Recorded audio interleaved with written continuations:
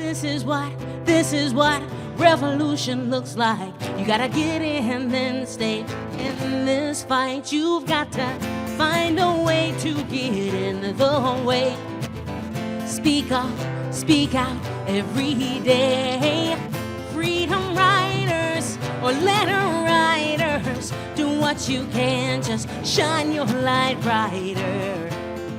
How many people in here have already voted for President Joe Biden? Yeah! I just cast my ballot a few minutes before we got started today, and it was such a great feeling to know that we are nearing the end of this unthinkable national nightmare.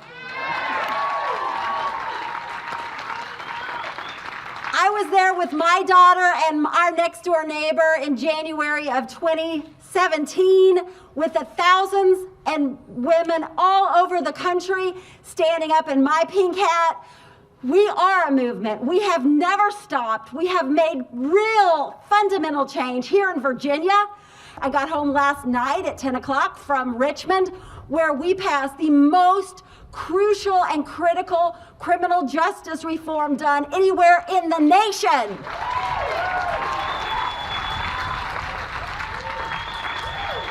And we're not done with it. We have passed meaningful change-making, the first state in the South that protects our LGBTQ brothers and sisters.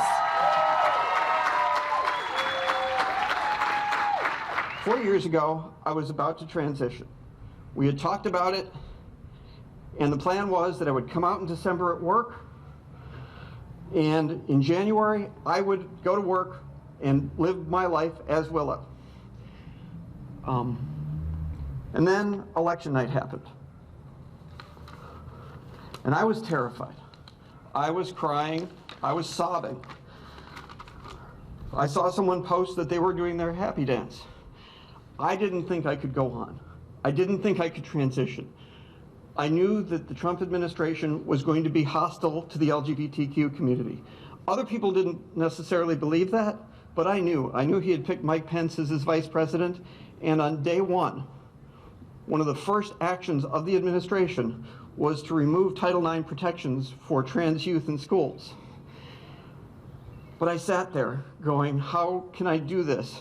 And then I thought about all of those other trans women and trans men and non-binary people who had transitioned before me when the world wasn't quite as supportive. And I knew I could fight too.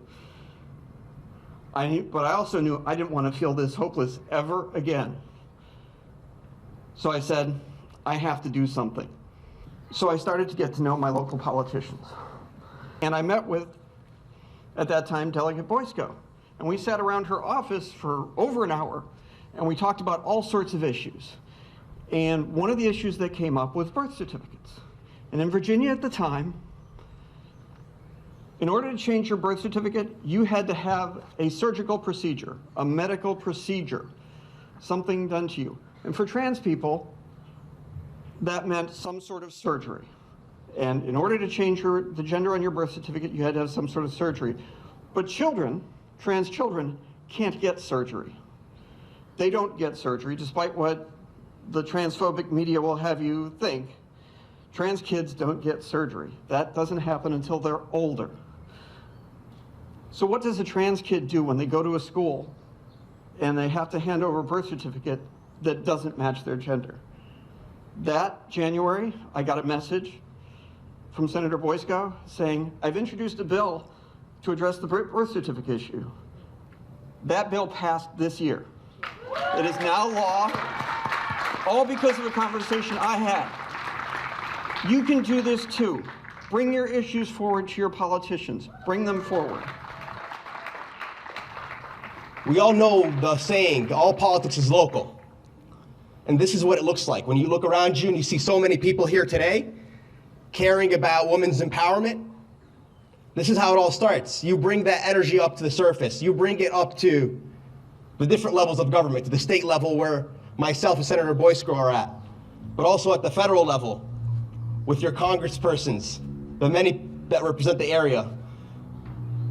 Of course, for folks that don't know, this year was a huge year for women's empowerment in Virginia. We finally passed the Equal Rights Amendment.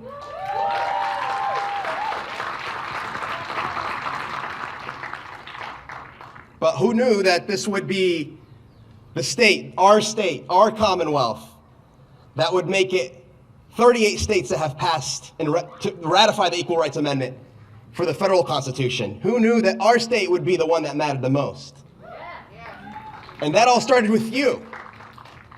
That all started with you voting last year and making sure that your voice was heard all across the Commonwealth. And we got a majority that allowed us to pass the Equal Rights Amendment within the first week.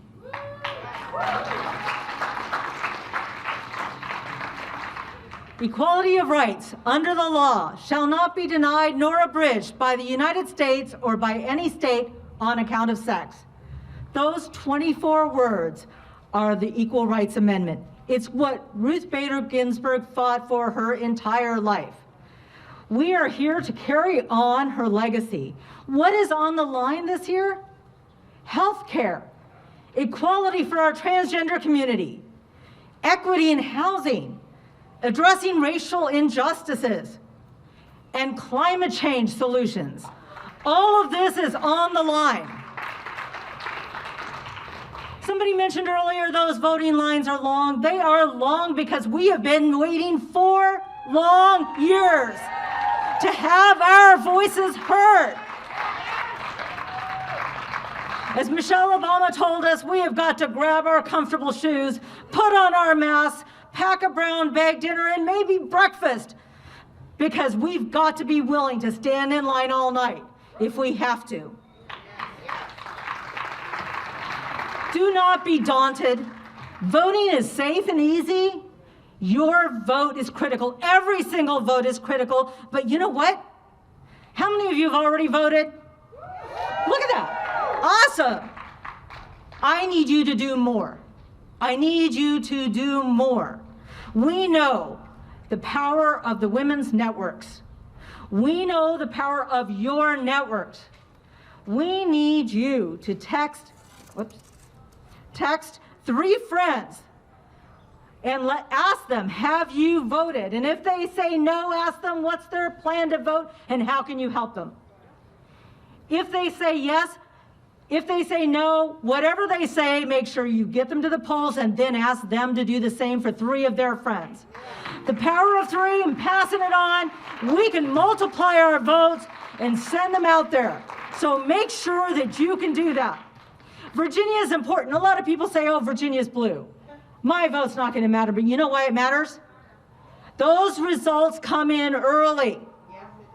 And the rest of the nation will be watching Virginia. We need to turn out our vote. We need people to show up to that box and get your vote out there, because we have to be overwhelming and decisive beyond any question that anyone can bring up. We are the crust of the tsunami that's coming. That Women's March 4 years ago, they said we were a flash in the pan. They said we were one and done. But we have shown them the power of our movement, and let's bring it home. Are you with me and are you ready? Yeah. Rise up, fight for your rights. Rise up. Fight for your rights. Rise up. Fight for your rights. Awesome. There is a reason that some fear the suburban woman's power. There is a reason that Chief Cheeto in charge wants suburban women to like him. If he could just get us to stay over there and be pretty and quiet. Instead, we are investing in creating inclusive communities where we use our voices to lift our allies and to help each other, because love rises, because women care. You see, the thing is, Cheeto, we prefer chips. We despise an awful spray tan. We understand that orange is not a flattering color. We know that hate is ugly. You see, the thing is, those information ecosystems whose primary focus is to create irrational fear for the suburban woman, we're not buying it. Are you buying it? I've done my share of marches over the last couple of months. And here's what I found. 80% of all marches across America are led and organized and participated in by women.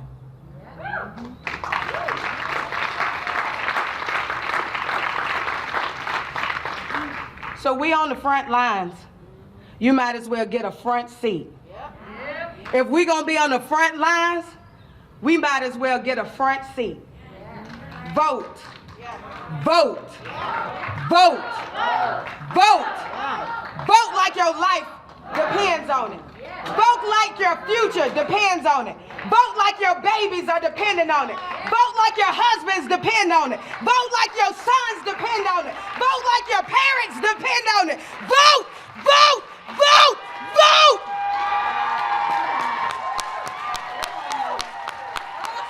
Cause this is what revolution looks like. You gotta get in, then stay in this fight.